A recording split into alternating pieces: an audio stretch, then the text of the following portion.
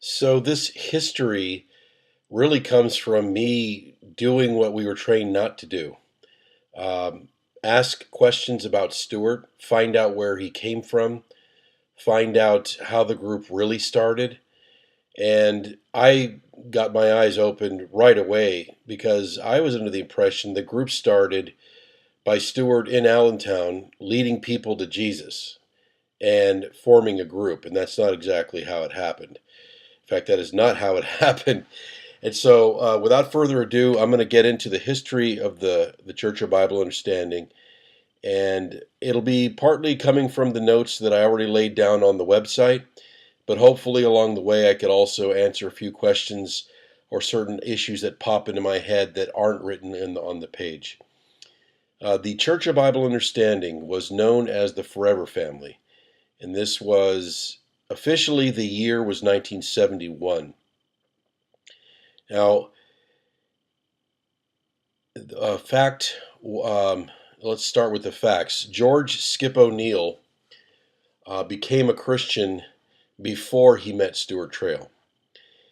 Skip knew Patty, and I'm going to try and stay with first names again just to keep things somewhat private. George or Skip O'Neill is no longer with us, and so um, Skip and Patty and Neil and Skip's wife all were Christians before Skip met Stuart Trail in 1971. Now, Skip and the others went to various Bible studies. One of the places that they went to was the Message Coffee House. Now, Stuart Trail also went there. Now, whether or not he met Skip and then they decided to go to the coffee house, again, I'm not clear on that.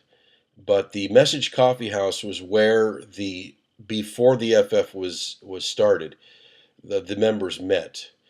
Harold Covert was one of the Message Coffee House leaders, and Stewart would meet with everybody at the coffee house. There's like 50 to 75 people there, of all kinds, different denominations.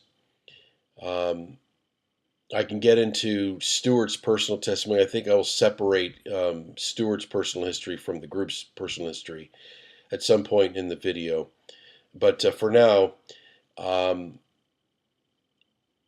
Skip met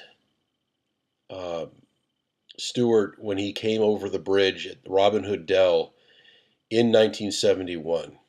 Some say it was in August. It's possible. Could be in the summer of 71.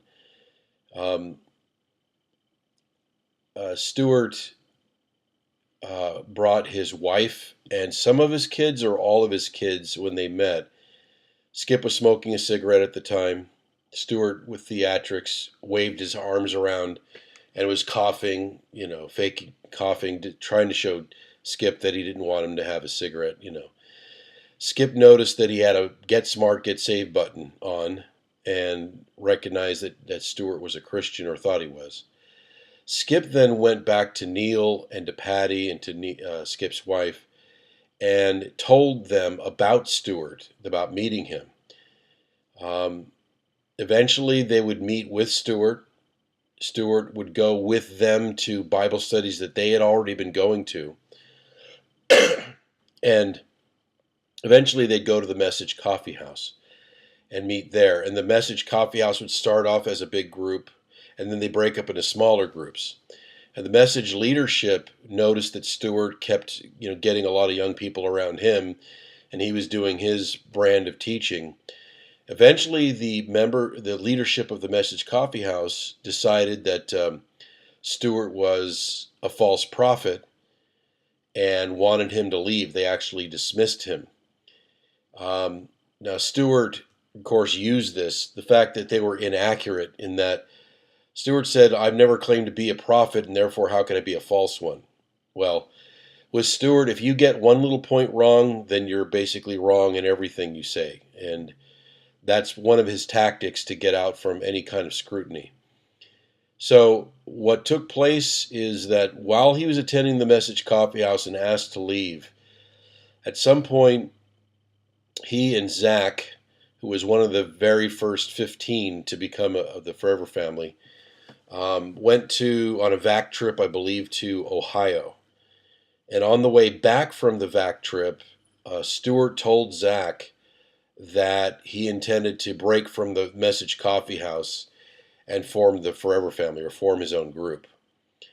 And Zach also is the one who told me that he already owned a color-coded Bible, and Stewart recognized it. This is before the color code was even made, but there already was a color-coded Bible, or a type of system already in print, published, and Stewart most likely got some hints from that.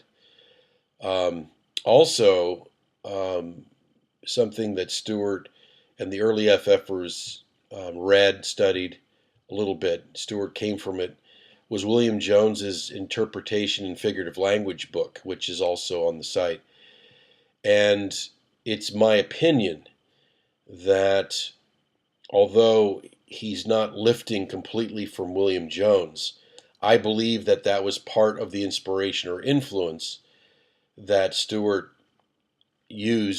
took in order to pursue the whole interpretation of the Bible in the figurative language, and just all the teaching that he came up with.